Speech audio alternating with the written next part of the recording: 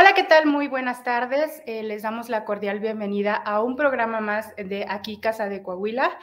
El día de hoy tenemos el honor de que nos acompañe Fernando del Moral, coahuilense, investigador y especialista en archivos históricos y audiovisuales, coautor del libro Ramos Arizpe, Padre del Federalismo, autor de la exposición Miguel Ramos Arizpe y su época, conferencista sobre los orígenes del Estado Nacional Mexicano y su orden constitucional. Promotor de la difusión de la historia de México, fue designado coordinador general del programa conmemorativo del 175 aniversario luctuoso de Miguel Ramos Arizpe por la Junta de Gobierno del Congreso de Coahuila en 2018. Pues bienvenido, maestro Fernando del Moral. Es un placer tenerlo aquí en el programa Aquí Casa de Coahuila, en esta ocasión que nos va a platicar pues de este grandísimo y distinguido personaje coahuilense.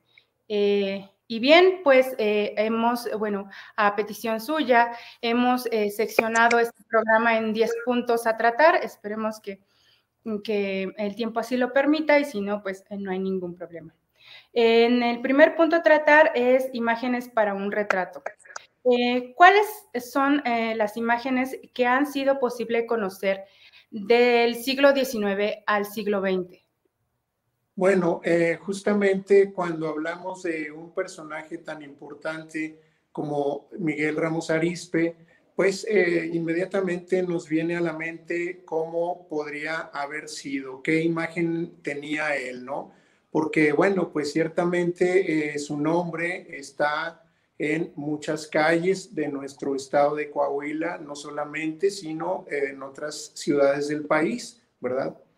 Y bueno, quizás de estas imágenes, la más conocida por figurar en una vialidad tan importante como el Paseo de la Reforma en la capital de nuestro país, en la Ciudad de México, pues es la estatua que hizo Jesús Contreras, ¿verdad? En el siglo XIX, es una estatua de bronce donde él está de pie, y justamente en una de sus manos ahí está un libro que dice Constitución de 1824, ¿verdad? Es una imagen que, bueno, pues está ahí desde hace muchos años, y también ciertamente, pues esa imagen, ¿de dónde sale? ¿No? Sale de los retratos de él que se hicieron en el siglo XIX, ¿verdad? Porque pues el primero de ellos que conocemos es uno de un pintor español, un autor español, Suñer, ¿verdad? Donde la información que en un momento pues se registró era de que era una imagen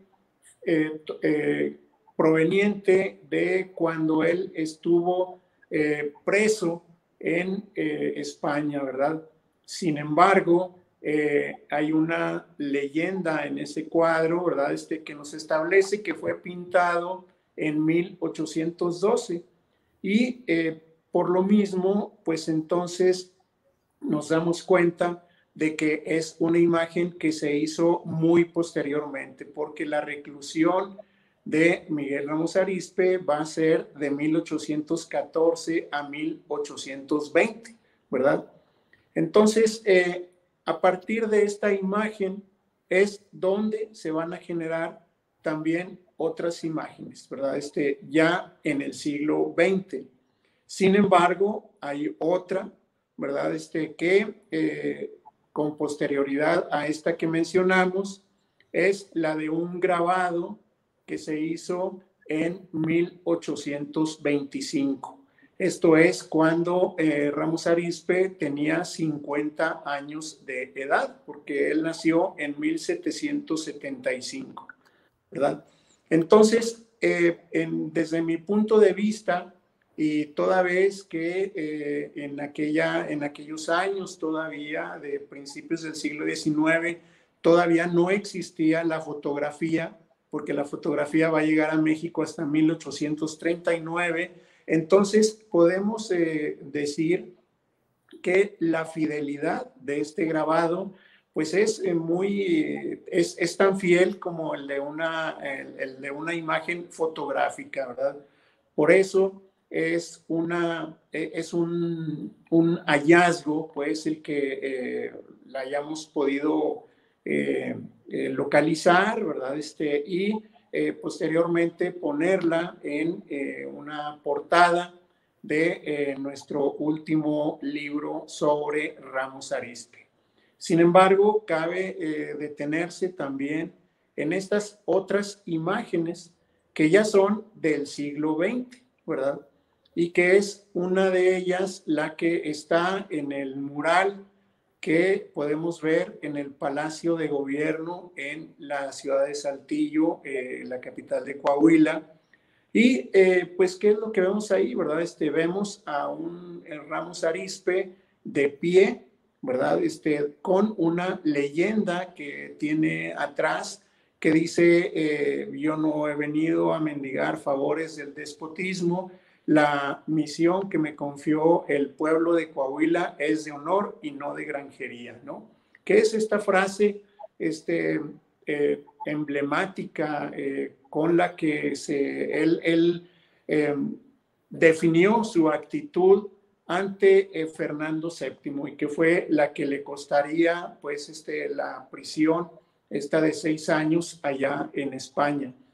Entonces, yo quisiera hacer la observación de que lo que tenemos en esta imagen, pues es el rostro de el retrato que le hizo Suñer en esta primera imagen, ¿verdad? A la que me he referido, y que pues lo que hicieron para el mural, pues fue ponerle un traje, ¿verdad?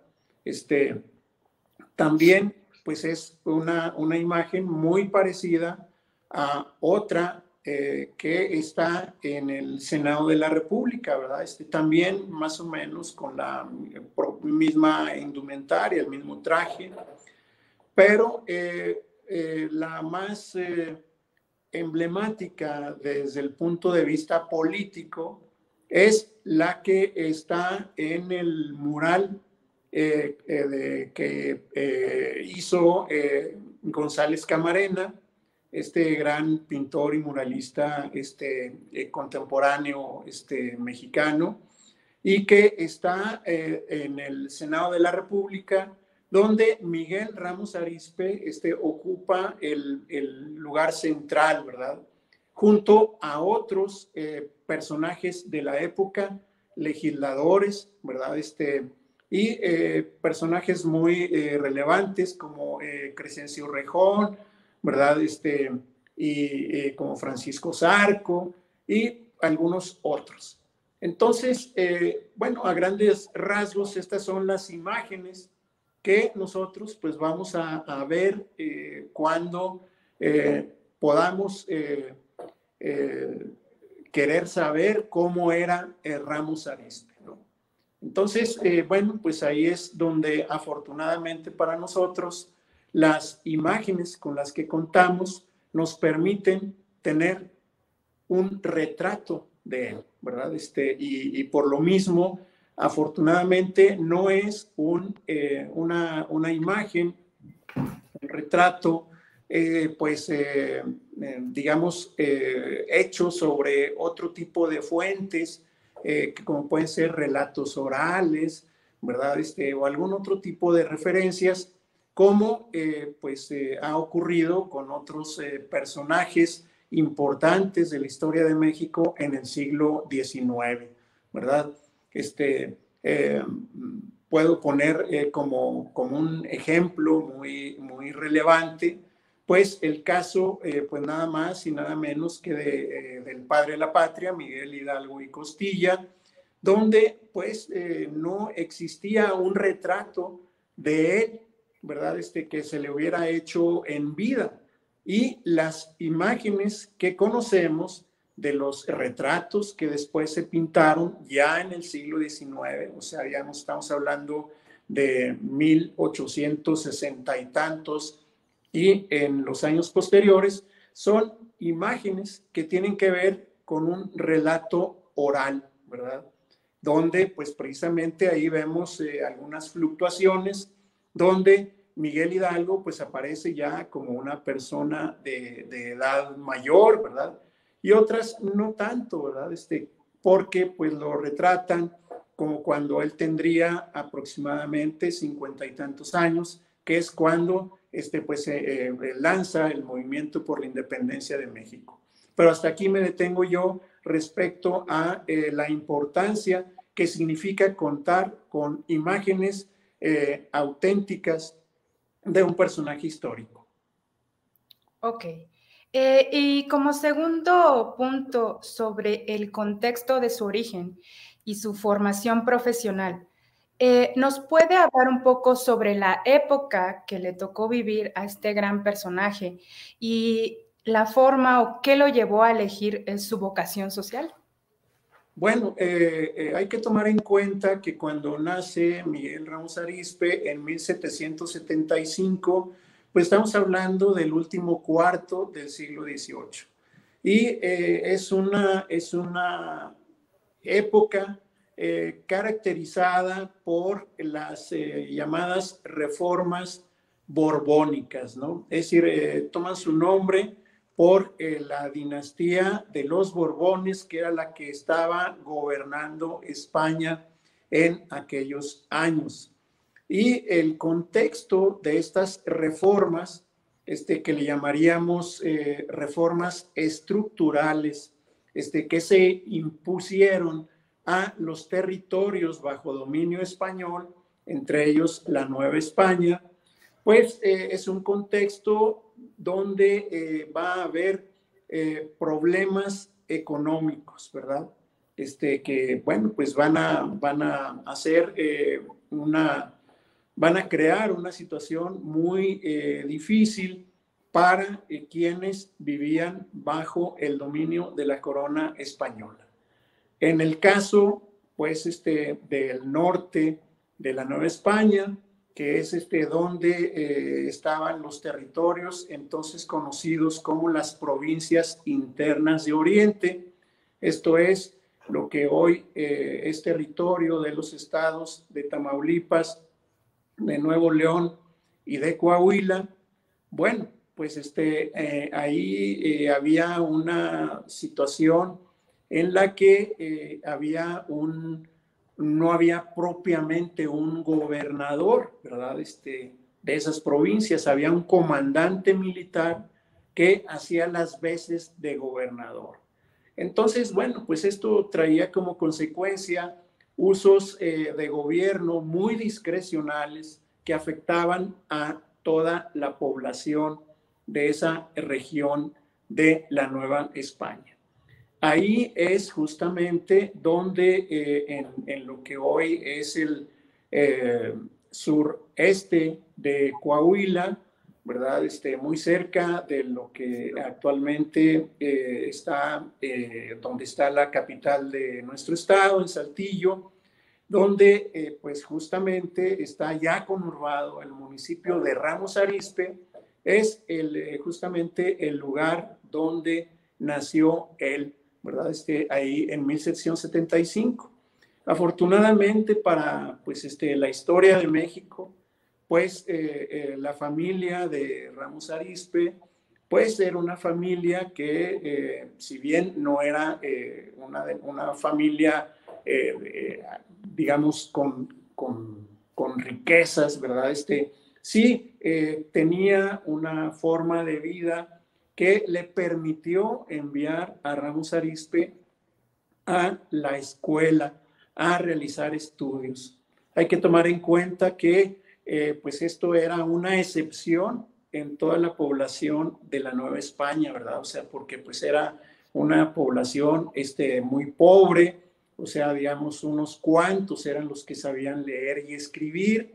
Entonces, el hecho de poder enviar a un miembro de la familia a la escuela, a formarse y todo, y que además Ramos Arizpe fue como niño, pues un niño muy listo, muy responsable, muy dedicado. Eso le permitió destacar en sus estudios de lo que hoy llamaríamos pues una educación básica, ¿verdad? Y esto va a ser una línea que él va a seguir posteriormente con los estudios que lo van a llevar al grado más alto conocido entonces y ahora, ¿verdad? Que es el grado de doctor, ¿no?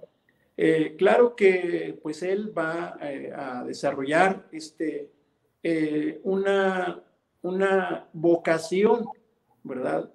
Muy afín a lo que era la tendencia para formarse entonces en una actividad profesional, ¿no? Es decir, quienes tenían esa posibilidad o se dedicaban a lo que llamaríamos las Fuerzas Armadas, ¿verdad? O sea, para ser parte pues de la actividad militar. Y la otra, pues era dedicarse a las actividades propias de la iglesia, ¿no? Hay que tomar en cuenta que como organización social y pues también con un gran poder en aquella época, pues estaba la iglesia, ¿verdad? La iglesia permeaba toda una serie de actividades en la vida de la sociedad de entonces, la sociedad novohispana. Entonces, bueno, pues ahí es donde él empieza a formarse en la actividad eclesiástica, ¿verdad? Pues bueno, va a ser lo que llamaríamos un sacerdote, un cura, y pues paralelamente a eso, lo importante es de que él no se va a quedar, ¿verdad? En esa pura actividad, ¿no? Él va a estudiar, ¿verdad?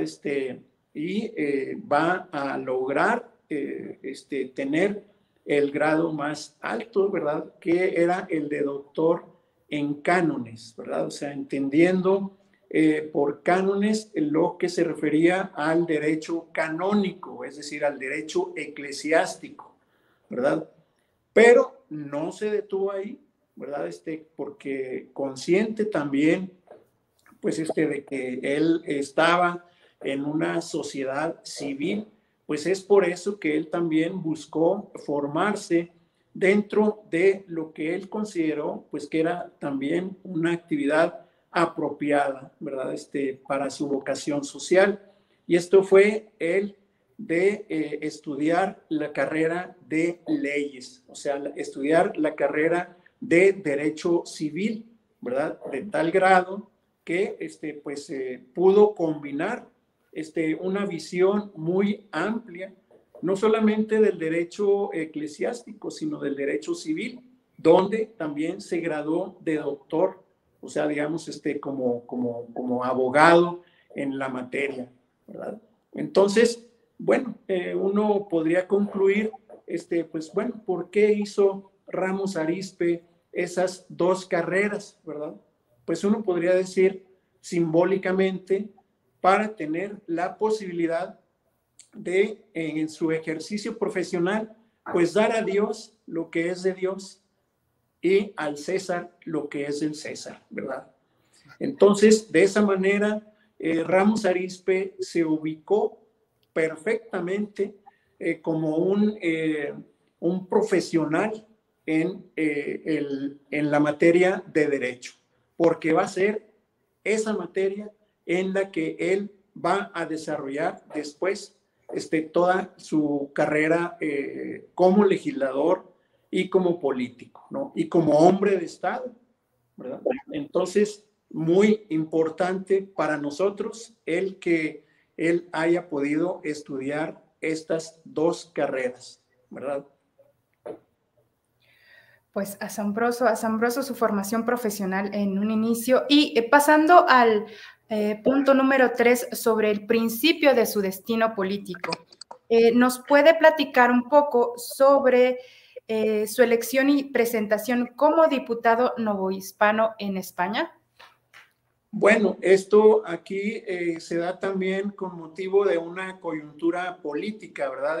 Porque por una iniciativa de la corona española, bueno, pues se convoca a una especie de congreso, ¿verdad? O sea, digamos, en España se le denominaba Cortes, ¿verdad? Y pues esto significa que por primera vez va a haber una representación de los territorios bajo dominio español, ¿no? Entonces, en la Nueva España, pues se convoca a la elección de diputados, ¿verdad? A las Cortes o al Congreso que va a tener lugar en ese marco en el año 1810, que es cuando se lanza esta convocatoria, ¿no? Ahora, pues en aquella época, ¿verdad? Pues no había un sistema electoral, ¿verdad? Como lo conoceríamos ya posteriormente en la época del México independiente.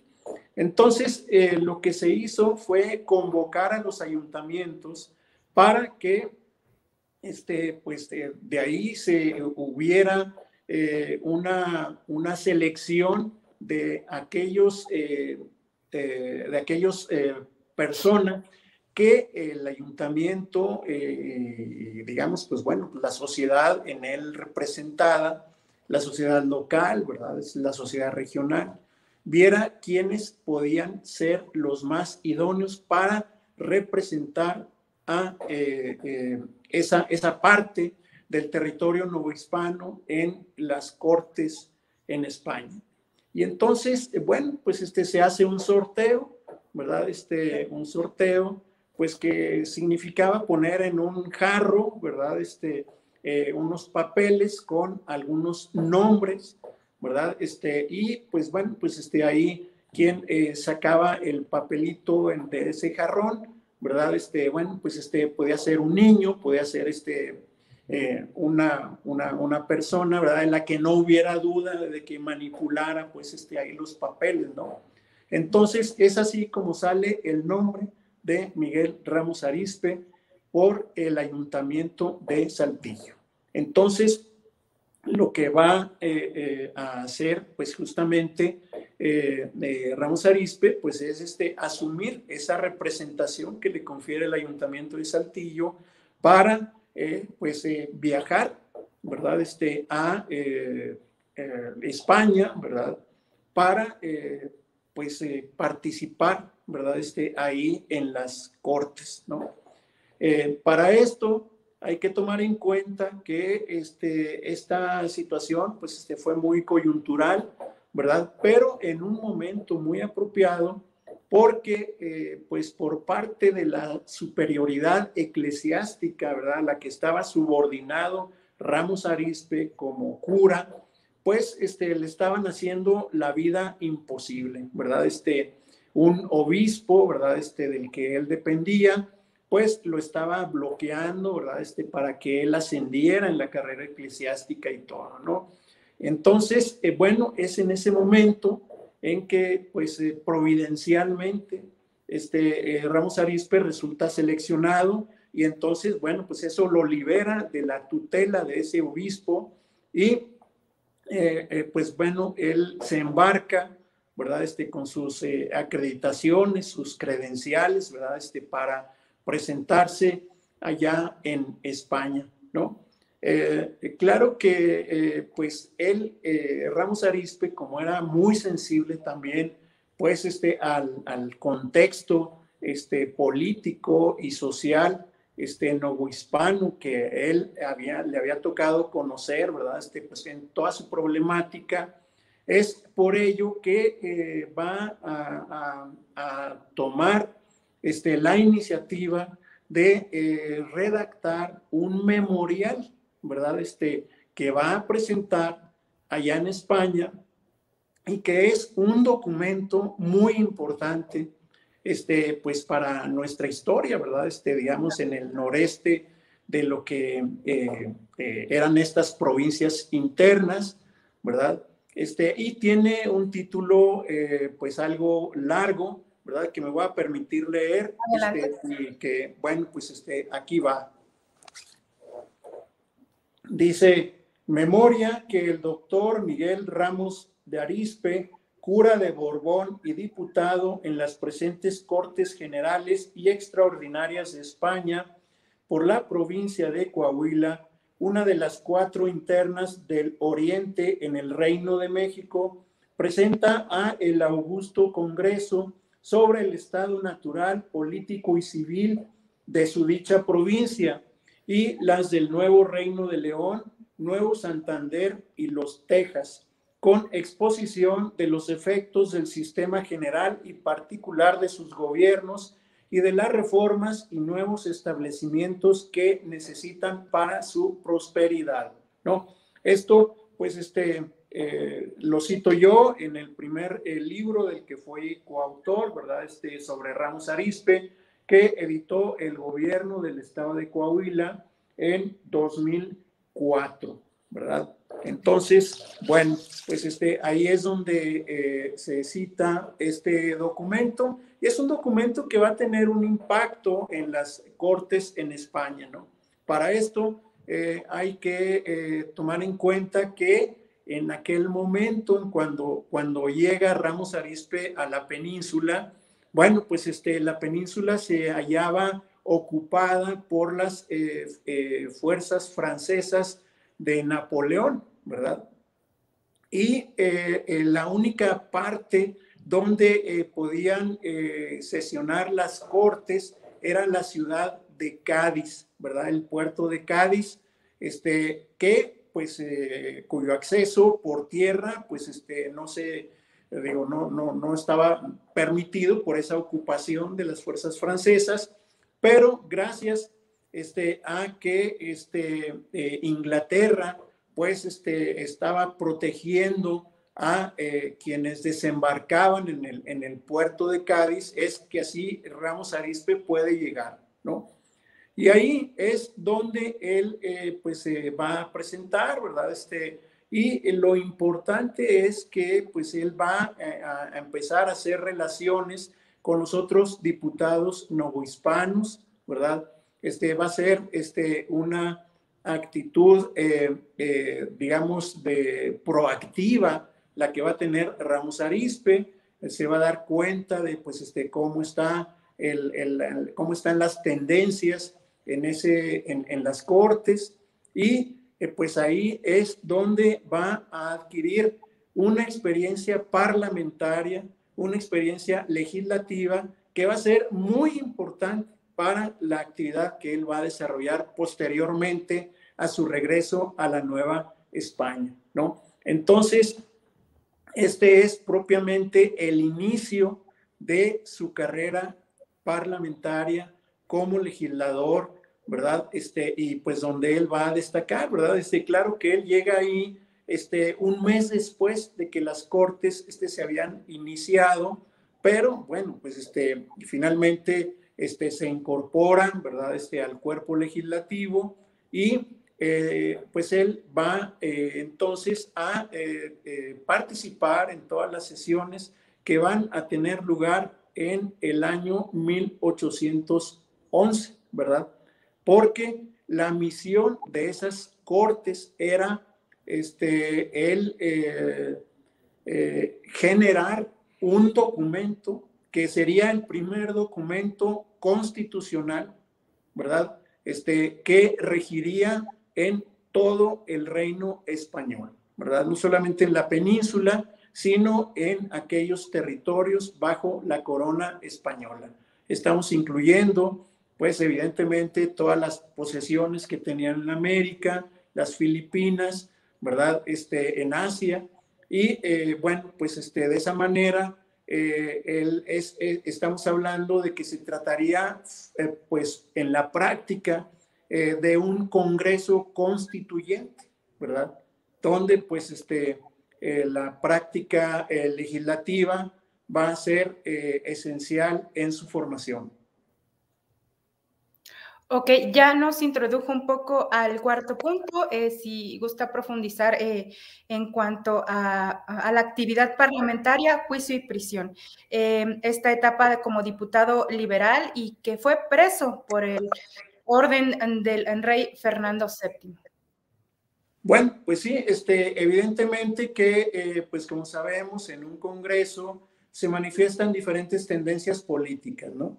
La tendencia política que Ramos Arizpe adopta y se identifica y va a trabajar a fondo en ella, pues es la tendencia liberal, ¿no? Acordémonos que esa es una tendencia, pues, que buscaba, justamente liberalizar, ¿verdad?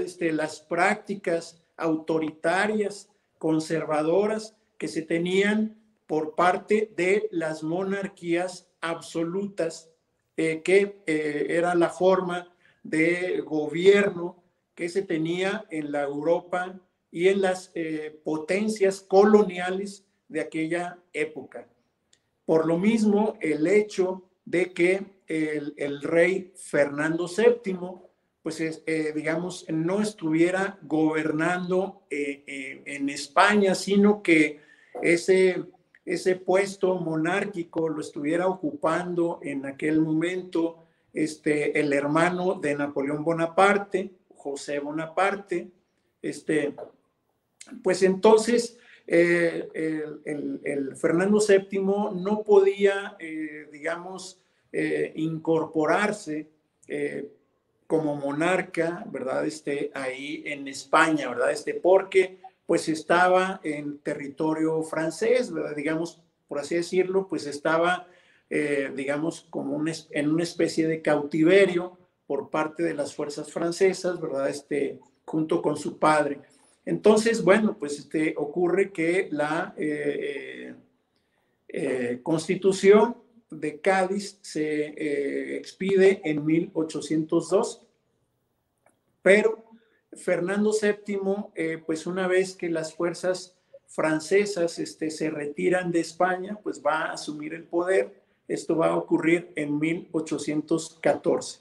Evidentemente que por su formación absolutista, despótica y autoritaria, pues la Constitución de Cádiz le estorbaba en su manejo del poder a Fernando VII. Entonces lo que hace es desconocer la Constitución, ¿verdad?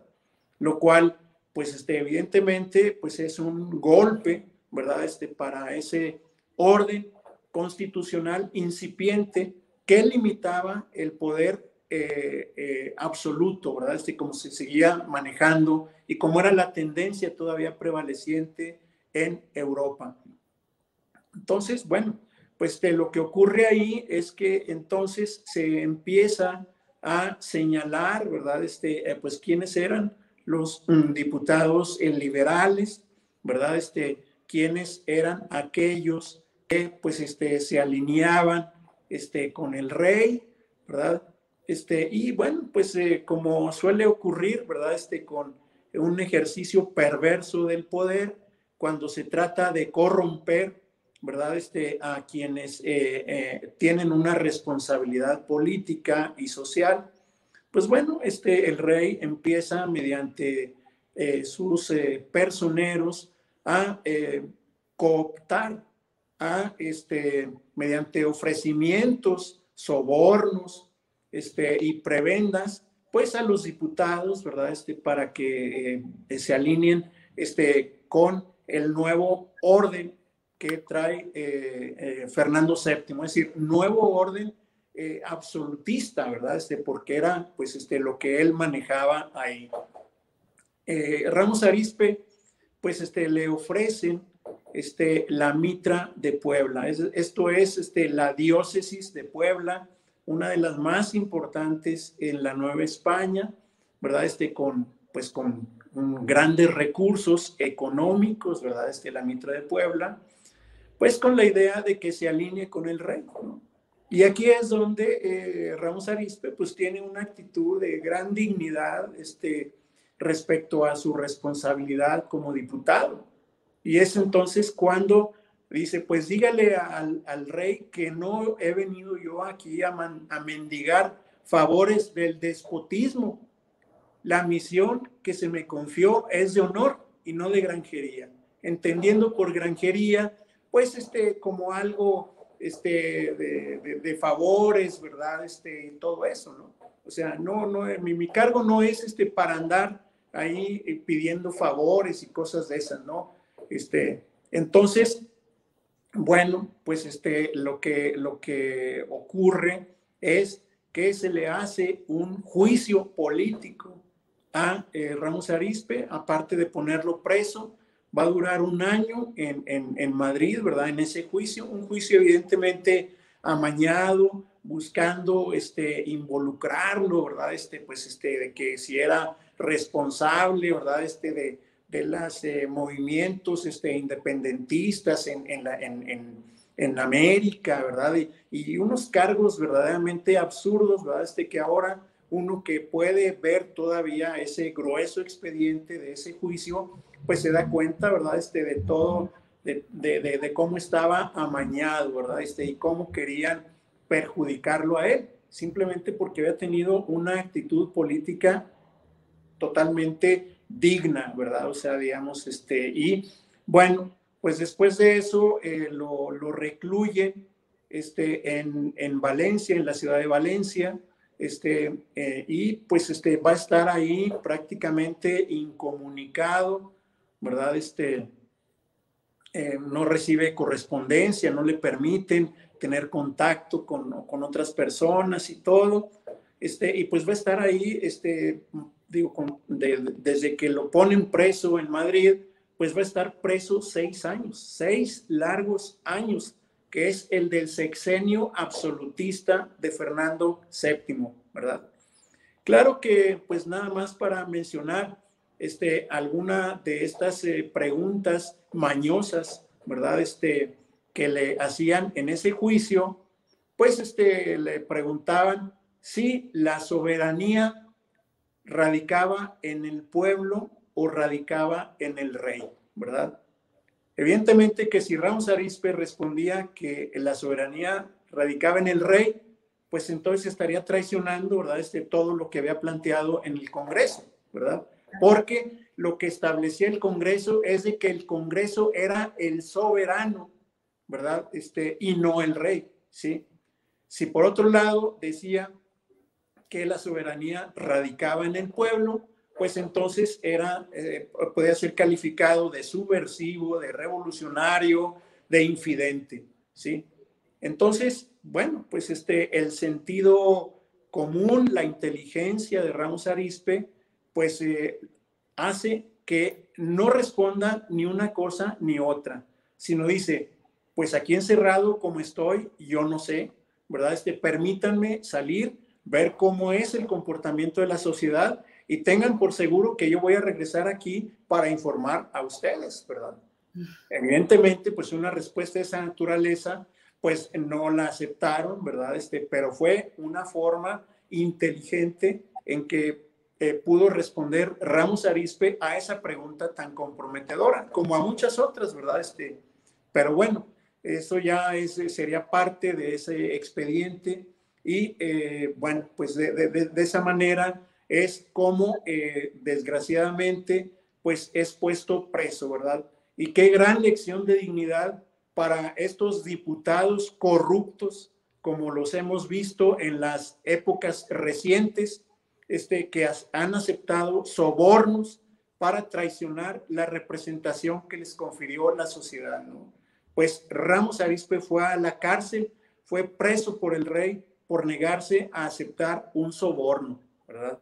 Y bueno, pues Ramos Arizpe pues va a salir justamente hasta 1820, cuando el ejército español pues hace un pronunciamiento militar, una insurrección militar para obligar al rey a que respete la Constitución, a que restituyan los derechos que la Constitución confiere pues a todos los habitantes del Reino de España, ¿verdad?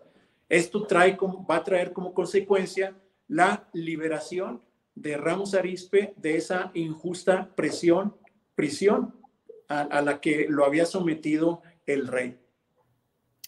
Ok, como punto siguiente sobre la restauración constitucional y la independencia mexicana, ya nos adentró un poco al respecto sobre el regreso a su tierra y su reinserción política. Sí, pues al salir Ramos Arizpe, pues evidentemente pues se le restituyen su puesto, su fuero de diputado, ¿verdad? Bueno, pues él ya desde una posición más abierta, más profundamente liberal, como era su vocación política, entonces pues él va justamente a defender ahí en las Cortes pues la tendencia en pro de la independencia que ya estaba generalizada en el territorio novohispano. Hay que tomar en cuenta que ya para 1820, pues había prácticamente 10 años de guerra por la independencia en la Nueva España, ¿no? Y bueno, pues él va a apoyar, ¿verdad? Con un discurso políticamente adecuado, pues que hay que atender esas inquietudes, ¿verdad? Que hay que resolver ese conflicto y bueno, pues ya en ese contexto se expide una convocatoria, ¿verdad? Para nuevos diputados a las Cortes. Entonces, ahí es donde termina el trabajo de Ramos Arizpe en las Cortes españolas, ya no en Cádiz, sino en Madrid, ¿verdad? Y bueno, pues él se apresta para regresar a la todavía Nueva España, ¿verdad? A donde va a llegar el 31 de diciembre, pues, de 1821, ¿verdad? Porque, pues, bueno, pues él antes, pues, todavía tiene una parte de tiempo para estar en Madrid, ¿verdad? Ahí en la península. Y ya cuando regresa, bueno, pues se entera pues de que pues el movimiento por la independencia ya está consumado, ¿verdad? Pues ya se había proclamado el plan de Iguala, ya el ejército trigarante había hecho su entrada triunfal a la Ciudad de México, y bueno, pues estaba ya la iniciativa para crear un congreso, porque pues el plan de Iguala planteaba que había que formar un congreso, ¿verdad? Para que se gobernara a el entonces Imperio Mexicano, porque esa es la denominación como se independizó nuestro país, ¿verdad? En aquel momento. Y pues esta convocatoria se expide el 24 de febrero de 1822, justamente un año después de la proclamación del Plan de Iguala. Entonces, ya para cuando llega Ramos Arizpe, pues él ya no puede insertarse, ¿verdad? En esa convocatoria, ¿verdad? Lo cual pues le causa mucho pesar a él, ¿verdad? Porque bueno, pues con toda esa práctica legislativa, parlamentaria que él tenía, pues era un candidato natural, ¿verdad? Para asumir la representación de su tierra, en este caso de la provincia de Coahuila, al nuevo Congreso. Entonces, bueno, pues no lo logra en esa primera instancia, ¿verdad? Y lo que sí se da cuenta es, pues bueno, de esta tendencia pro-monárquica, ¿verdad? De Agustín de Iturbide, pues donde, pues a causa de que quería, pues tener un manejo mayor de poder y de un poder, pues más absoluto, ¿verdad? Pues entonces Iturbide va a maniobrar para que el Congreso lo proclame emperador, ¿verdad? Hay que tomar en cuenta que la denominación de imperio ya existía. Y bueno, pues dado la presión que ejerce sobre el Congreso, pues hace que el Congreso lo designe, lo nombre emperador de México. Algo con lo que no estaba de acuerdo Ramos Arizpe, como otros diputados liberales, ¿verdad? De aquel momento, de ese primera fase de los primeros meses del México independiente, ¿no? Entonces, bueno, pues es un nombramiento que recibe Iturbide, pero que está condicionado por los diputados del Congreso a la aprobación de las diputaciones provinciales, ¿verdad? Pues esta fue una iniciativa de Ramos Arizpe desde las Cortes en Cádiz, ¿verdad? Para que se ampliara la representación social en el Congreso, ¿verdad? Por un lado, porque pues las diputaciones provinciales era para extender el ejercicio cívico y político de los habitantes de la Nueva España, de cuando era todavía la Nueva España, ¿verdad? Bueno, pues esto era un tipo de representación en todas aquellas poblaciones que tuvieran más de 1,000 habitantes. De tal forma que, pues ya para cuando es ese primer momento del México independiente, pues había ya más de 1,000 ayuntamientos en todo el territorio mexicano, ¿verdad?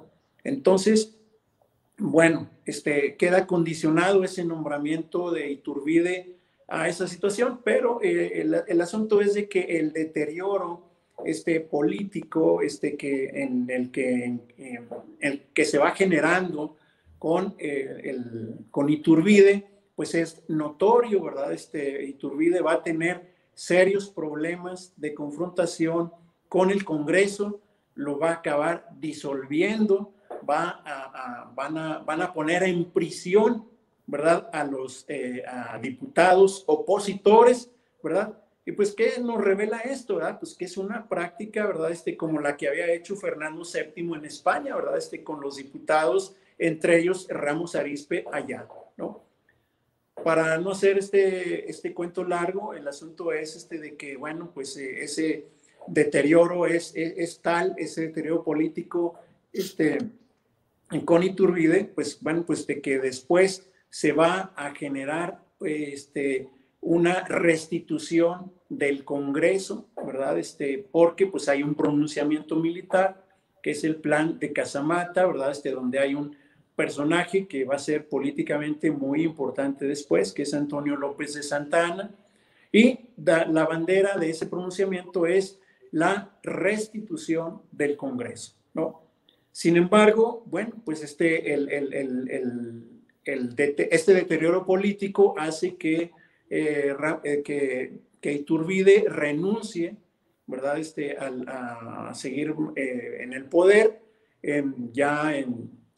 a principios de 1823, ¿verdad? Y bueno, pues entonces ahí lo que va a ocurrir es de que el Congreso, pues ya no va a seguir con los mismos diputados, ¿verdad? Con los que estaba en un primer momento, sino que ese Congreso va a ser un Congreso convocante a una nueva legislatura, ¿verdad? Que es la que se va a dar en ese año de 1823. Y va a ser un Congreso, una convocatoria para un Congreso constituyente. Y ahí es donde, pues precisamente, va a participar ahora sí Ramos Arizpe, ¿verdad? Pero bueno, eso es el punto importantísimo, ¿verdad? De la trayectoria de él, ¿verdad? Porque va a ser la más brillante y la que le va a dar un lugar en toda la historia de México. Dándole continuidad a lo que usted nos conversa sobre este Congreso Constituyente de 1823 a 1824, que es el punto 6 a tratar, ¿cuál fue el papel de Miguel Ramos Arizpe como presidente de la Comisión de Constitución? Bueno, pues pues era un candidato absolutamente natural para ocupar la presidencia de esa comisión, dada su gran experiencia legislativa en España, ¿verdad? Entonces, hay que tomar en cuenta que ya para el momento en el que se crea esta iniciativa y asume sus funciones el Congreso Constituyente, pues se habían dejado ver diferencias políticas muy serias en diferentes provincias del Imperio Mexicano. Esto es que, por ejemplo, Yucatán, Jalisco, Oaxaca, pues se declaran propiamente como estados, digamos, asumiendo una soberanía, ¿verdad? Por las vías de hecho, más no tanto las de derecho, ¿verdad? Un momento políticamente muy delicado que requería de una gran concertación política para que estos territorios pues no se hicieran de manera independiente, ¿verdad? Para lograr la cohesión de todo el territorio del entonces naciente Estado mexicano. Entonces, bueno, pues lo que hay ahí es una gran labor política de concertación en ese primer congreso, donde, pues bueno, pues se acepta que pues estas provincias o estados, bueno, que van a ser estados de acuerdo a la denominación de de la constitución que va a expedir ese Congreso Constituyente del 23-24, pues por ejemplo, para que esa soberanía, digamos, la maneje el gobierno federal, ¿verdad? Porque pues también se buscaba crear una república federal, ¿verdad? Y había una tendencia también para crear una república centralista, ¿no? Entonces, esas dos tendencias son las que se van a manejar en el Congreso Constituyente del 23-24. Entonces, pues para convencer a quienes buscaban esa soberanía por parte de estos otros territorios, como decía yo, en Oaxaca, en Jalisco, en Yucatán, pues bueno, se les convence de que esa soberanía va a ser efectiva en su régimen interno, ¿verdad? O sea, digamos, pero en un régimen ya aplicable a todo el territorio nacional, pues ya no, ¿verdad? También, pues hay otros aspectos muy importantes, porque antes de eso, pues toda la recaudación fiscal, ¿verdad? Digamos, los impuestos, pues se recababan de manera centralizada, ¿no? Y entonces, bueno, pues a través de esta constitución se les va a dar la facultad a estos territorios de los nuevos estados a que también ellos puedan cobrar impuestos, ¿verdad? Y también, bueno, pues a que tengan cuerpos armados, ¿verdad? Una especie de guardia estatal, llamémosle así, ¿verdad? Para la defensa de su propio territorio, ¿no? Pero integrado todo esto en un orden nacional. En ese congreso, pues va a haber esas dos tendencias, la tendencia centralista y la tendencia federalista. Esa tendencia federalista, pues bueno, el líder natural de todo eso va a ser Ramos Arizpe, ¿no? Y la tendencia centralista, pues va a estar representado, ¿verdad? Por parte de Servando Teresa de Mier, pues que es un legislador por Nuevo León, también pues un personaje importantísimo políticamente hablando, de primer nivel, ¿verdad? Y que bueno, pues participó muy activamente en esos debates, ¿no? Entonces, bueno, pues es muy conocida, ¿verdad? Pues toda el intercambio, ¿verdad? Digamos, del parlamentario que va a tener Ramos Arizpe y Servando Teresa de Mier, ¿verdad? Sin dejar de lado a otros diputados, ¿verdad? Que tuvieron también un papel muy destacado, pero quienes han quedado en la historia de México como los representantes emblemáticos de esas dos tendencias va a ser Servando Teresa de Mier y Ramos Arizpe, ¿no?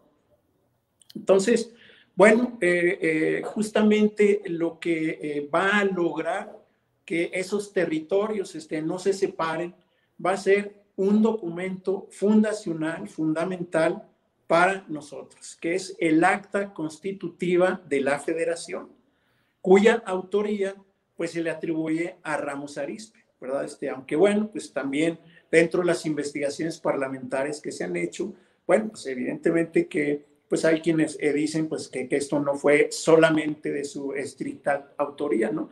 Pero ciertamente que fue un documento impulsado, ¿verdad? Por Ramos Arizpe, y él participó en él.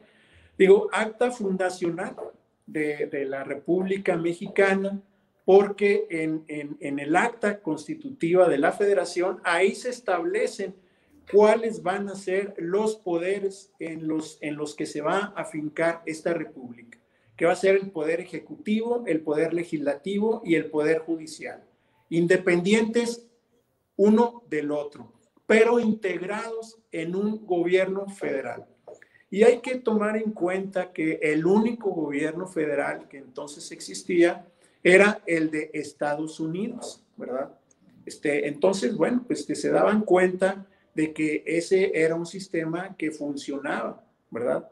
Pero también hay que aclarar que la Constitución que va a ser expedida en 1824, no va a ser una copia de la de Estados Unidos, porque hay quienes opinan eso, pero no es así. La Constitución de 1824 es una constitución que debe mucho a la Constitución de Cádiz, ¿verdad?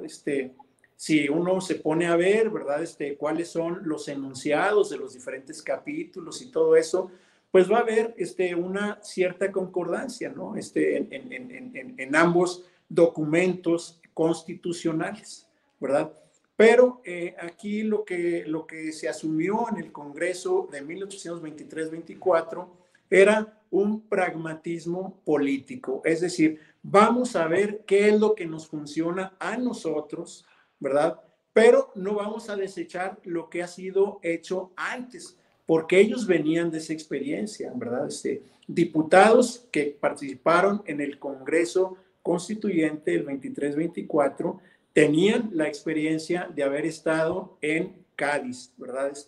Y por lo mismo, bueno, pues podemos decir que fue un gran logro el que se pudiera expedir esa constitución para una república federal. Tan trascendente fue esto, pues que seguimos siendo una república federal, ¿verdad? Y pues respecto a este federalismo, ¿verdad?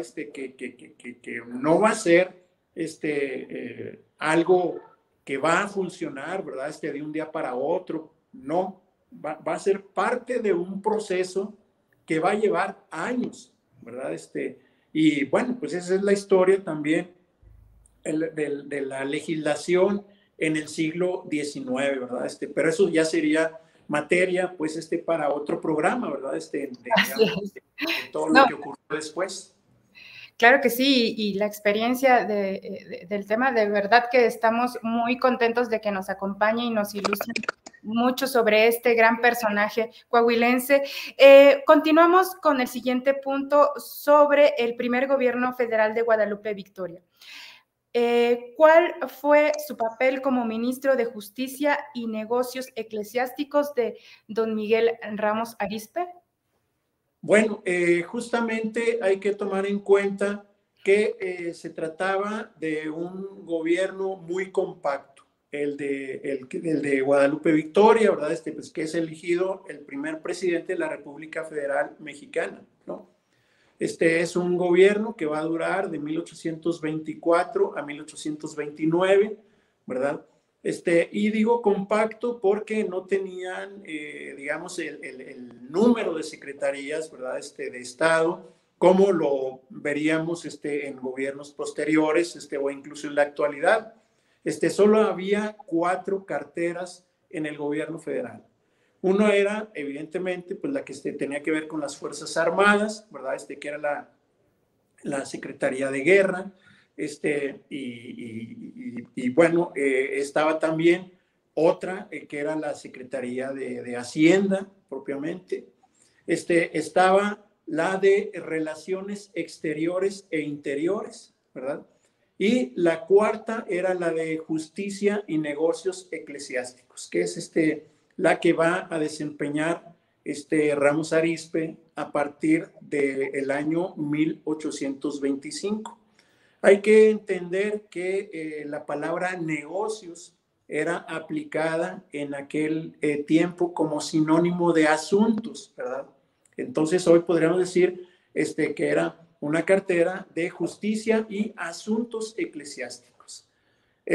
Para el primer gobierno federal, era muy importante el manejar la relación con la iglesia, ¿verdad? Porque la Constitución de 1824 establecía que la única religión permitida en la República Mexicana era la católica, ¿sí? Claro que, bueno, pues esto ha sido materia de observaciones posteriores en el sentido de que era, pues, de que no procuraba la libertad de cultos, porque la libertad de cultos, ya en un sentido más amplio, no restrictivo, como en 1824, pues eso va a venir ya después con la Constitución de 1857, ¿verdad? Una generación después de la generación de los hombres que estaban iniciando el primer gobierno federal mexicano. Entonces, dada justamente las dos carreras que tenía Ramos Arizpe, pues lo hacían el funcionario idóneo para una cartera de esa naturaleza o con esas características, ¿sí?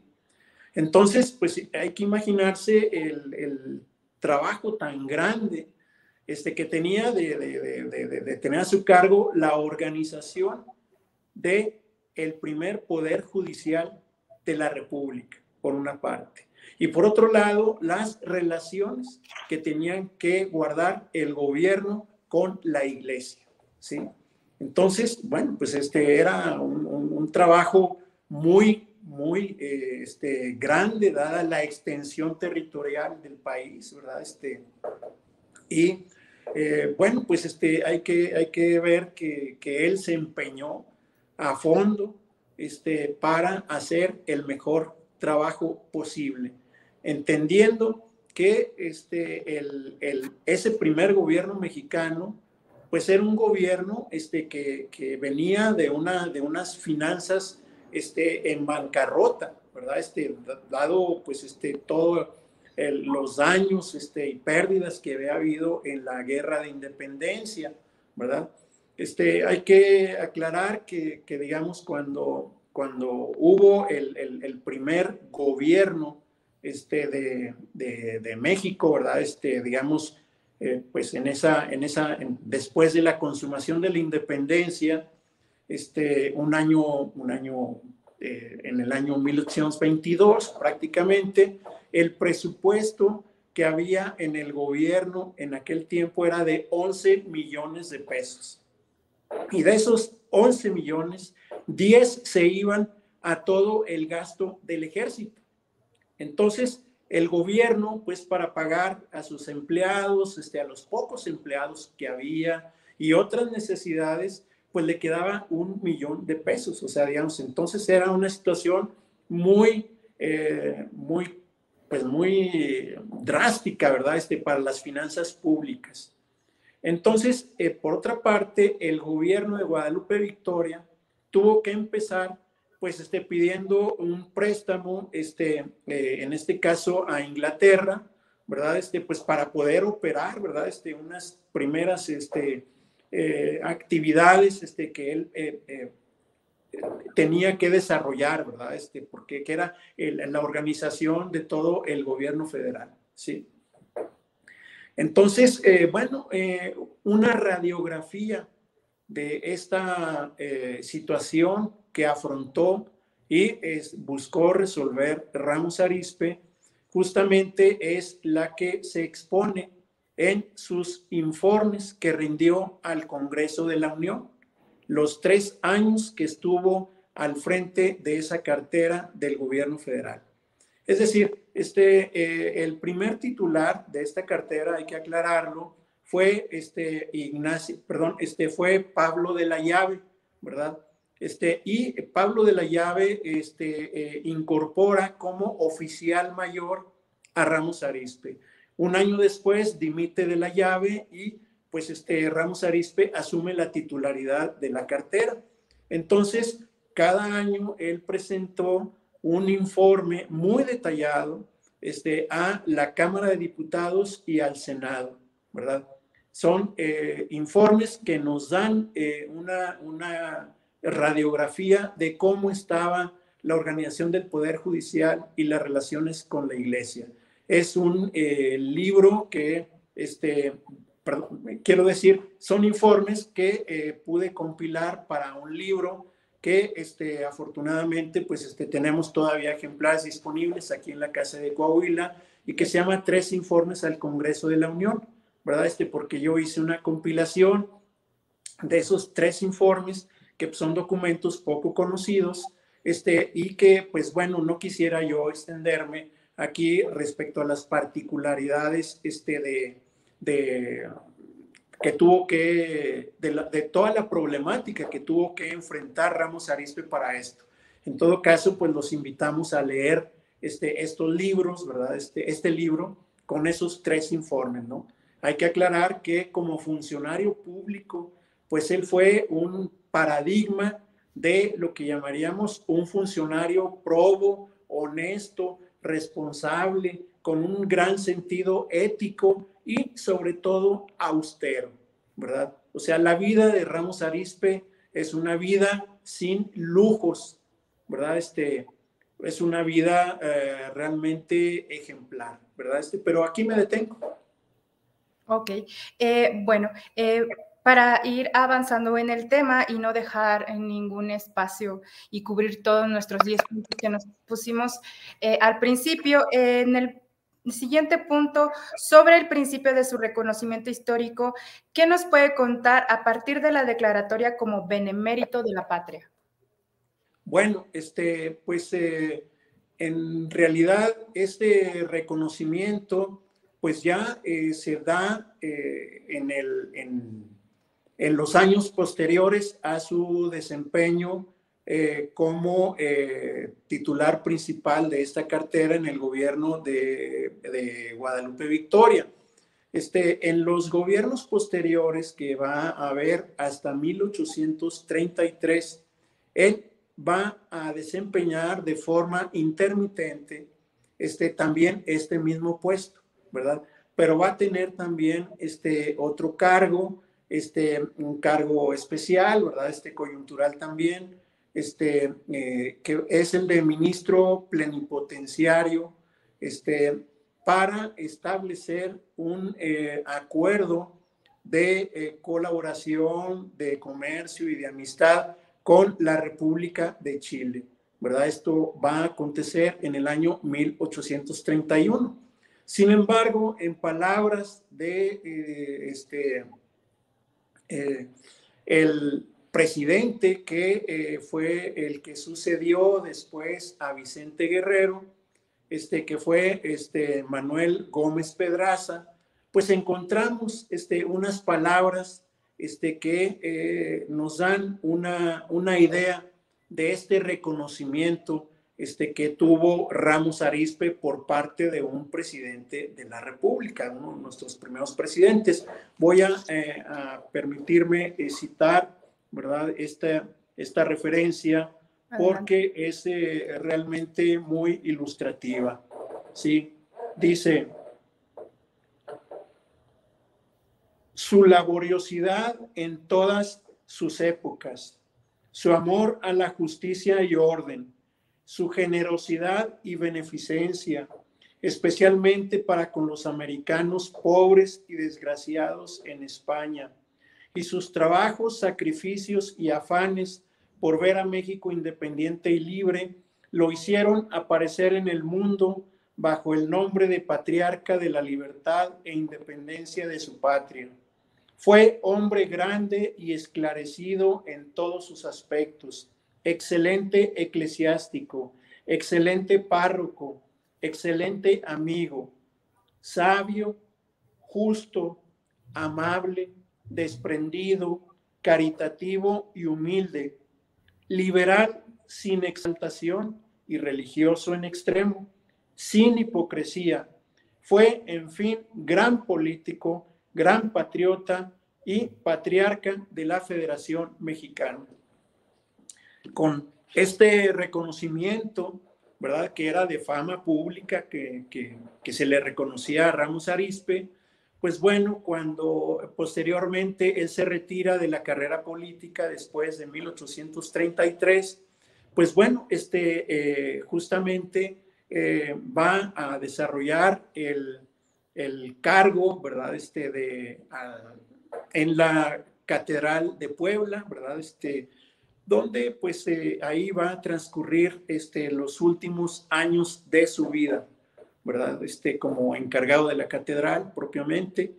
Y cuando él muere en 1843, ¿verdad? Bueno, pues con posterioridad, el Congreso lo declara benemérito de la patria, ¿verdad? También pues hay un bando, ¿verdad?, que se pide aquí, que tiene lugar en la Ciudad de México con esa declaratoria. Su nombre está inscrito, ¿verdad?, en el primer recinto legislativo, que es un recinto restaurado que se localiza en el Palacio Nacional. O sea, hay que tomar en cuenta que el primer recinto legislativo estaba al interior del Palacio Nacional. Entonces ahí podemos ver el nombre de Miguel Ramos Arizpe, ahí inscrito, ¿verdad?, en el interior del salón de sesiones, ¿verdad?, que era donde sesionaba el Congreso.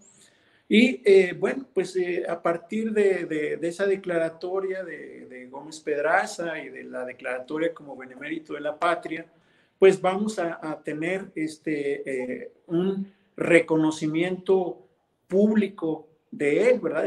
Pero sobre todo un reconocimiento histórico, ¿verdad? Es un reconocimiento que todavía se le debe porque pues nuestro conocimiento de la historia todavía pues a lo largo del siglo XX y lo que va del XXI, en mi opinión, deja mucho que desear porque hay mucha gente, y ahí incluyo también a muchos políticos mexicanos que no saben bien a bien cuál es el valor y la trascendencia histórica de Miguel Ramos Arizpe, ¿verdad? Hay que decirlo.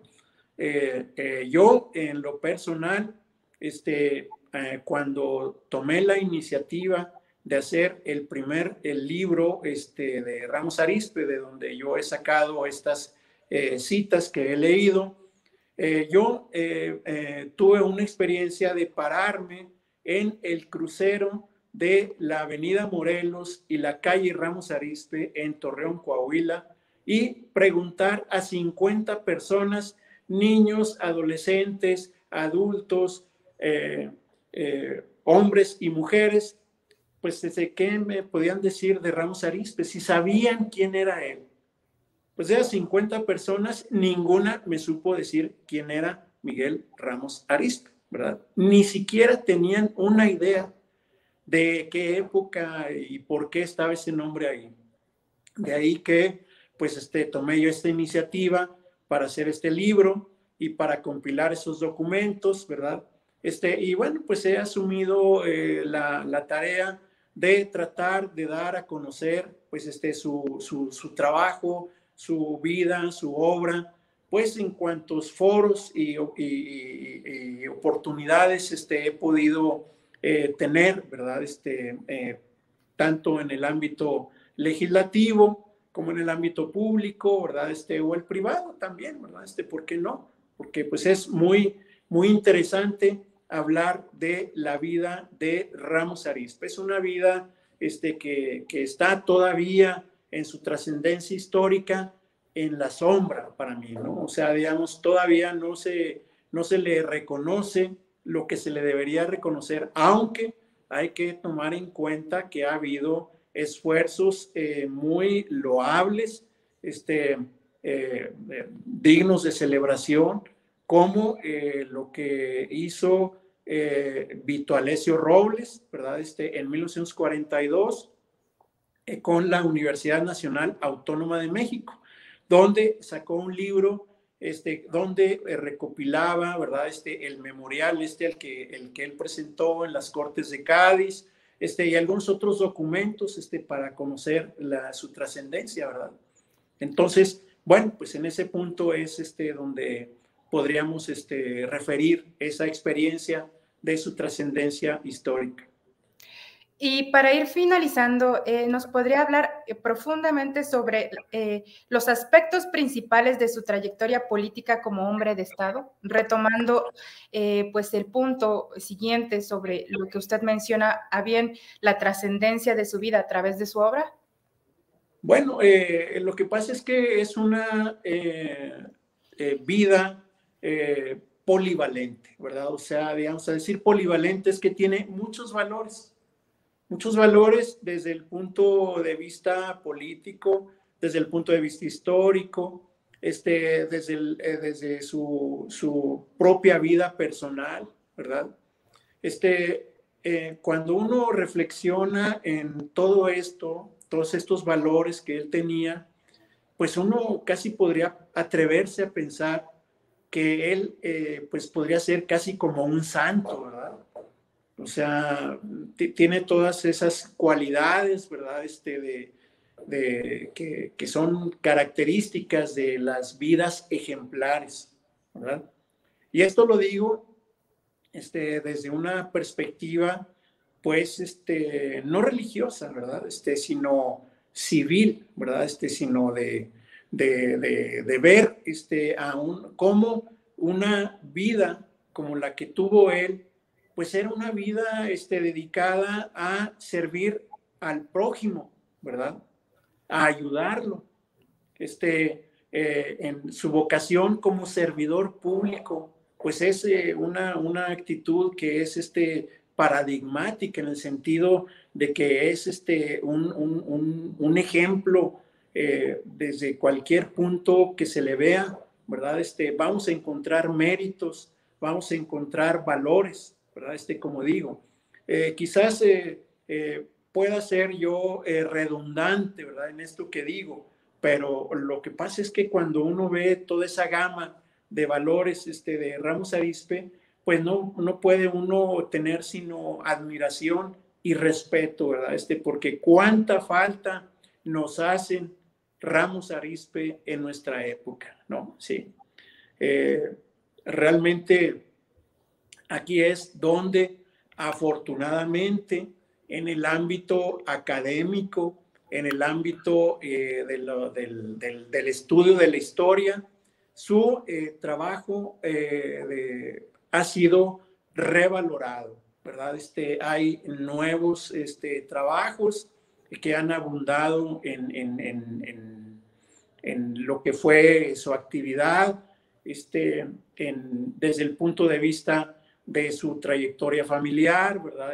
Pues tenemos el trabajo de Francisco Javier Rodríguez, que escribió un libro que se llama Ramos Arizpe, de súbdito a ciudadano, ¿verdad? Es uno de los estudiosos de la vida de Ramos Arizpe, afortunadamente, pues con una gran perspectiva desde su historia familiar, su historia política. Tenemos también los trabajos que se han hecho sobre los constituyentes de las Cortes de Cádiz, ¿verdad? Un trabajo muy importante de un académico, Carlos Cruzado, ¿verdad?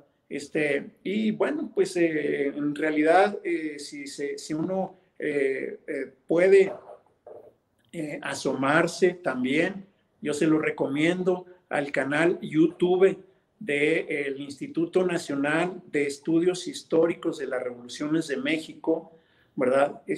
Pues nos vamos a encontrar ahí en diferentes cursos sobre la Constitución y los constituyentes de 1824 y también de toda la legislación liberal. Pues el nombre de Ramos Arizpe, ¿verdad? Ahí está, ¿no? O sea, la historia de la legislación en México, en América y en España estaría incompleta sin el nombre de Ramos Arizpe. Esa es la conclusión a la que yo he llegado en mi modesto punto de vista personal, pero pues ahí está todo un tema para seguirlo estudiando, una figura a la que mucho respeto le debemos, pero sobre todo en poner en práctica los valores que él hizo a lo largo de su vida. Pues ya para finalizar, el último punto que ya nos ha tratado un poco acerca de la revalorización de su legado, ¿nos puede platicar sobre cuál sería nuestra misión para difundir su aportación en el siglo XXI? Bueno, pues evidentemente que aquí necesitamos echar mano de la cada vez mayor infraestructura tecnológica y comunicacional que afortunadamente pues empieza a ampliarse para nosotros. Aquí es donde podemos pues ya no solamente tener el espacio físico de una conferencia presencial, sino podemos ponerlo en la red, ¿verdad? Como es el caso de este programa, ¿verdad? También, pues ahí está la puerta abierta, ¿verdad? De ahora que se han cumplido 100 años de la Secretaría de Educación Pública, ¿verdad? Pues para que se hagan cápsulas, ¿verdad? Se hagan pequeños contenidos, ¿verdad? Pero breves y sustanciosos para difundir la obra de los grandes hombres y mujeres de México, a las que les debemos todo porque estuvieron ellos haciendo un trabajo muy esforzado en una época muy difícil como es el nacimiento de una nación. O sea, en los padres de nuestro país está Miguel Ramos Arizpe. Por lo mismo, pues él debe de tener un lugar, ¿verdad? En toda esta difusión de la historia, ¿no? Entonces, manejemos iniciativas con la Secretaría de Educación Pública, ¿verdad? Manejemos pues la infraestructura tecnológica que tenemos en las redes, también fomentemos las actividades y las iniciativas en un marco académico, ¿verdad? Convoquemos también a los historiadores para que en un ánimo de la divulgación de la historia, como es la que pues nosotros manejamos, pues también aporten su conocimiento para este gran trabajo de difusión y de divulgación que merecen hombres como Miguel Ramos Arizpe. Yo creo que por ahí, en ese ámbito que también es muy plural, es muy incluyente y sobre todo trascendente, porque no es efímero. Es decir, los registros van a quedarse y pueden ser vistos una y otra vez hasta que la tecnología lo disponga así, ¿verdad? Claro que sí. Pues muchísimas gracias, maestro Fernando del Moral. Ha sido un placer tenerlo aquí en este programa, compartiendo todos estos conocimientos y esta historia de este gran personaje coahuilense muy distinguido, y esperamos tenerlo también en otra oportunidad para hablar de muchos otros más personajes que no son pocos, como en el caso de Madero. Y para finalizar, quisiera compartir y agradecer sobre todo la donación del retrato del doctor Miguel Ramos Arizpe, realizado por el ingeniero Hernández Vélez, rector de la Universidad Autónoma de Coahuila, el 18 de noviembre del año pasado, y que fue entregado por el licenciado Fernando Martínez, que con mucho gusto les vamos a compartir para que quienes no han tenido la oportunidad de venir aquí a Casa de Coahuila, a nuestras instalaciones, pues aquí vemos el día en que fue donado este retrato del doctor Miguel Ramos Arizpe, que pues muy agradecidos estamos con el ingeniero Salvador Hernández Vélez, que de hecho pues también en ese año Casa de Coahuila lo reconoce con el mayor distintivo que tiene esta asociación, que es la medalla Nazario Ortiz Garza. Y pues finalizamos este programa. Muchísimas gracias, maestro Fernando del Moral.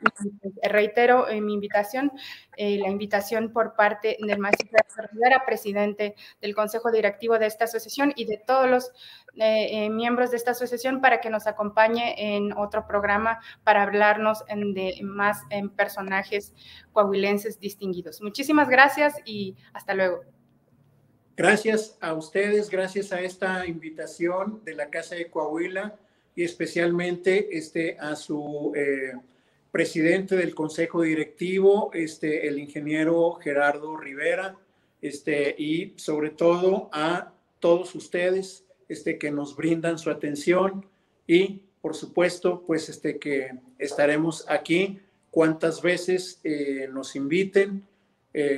Muchas gracias. Nuevamente les reitero mi aprecio y consideración a todos. Muchísimas gracias. Hasta luego.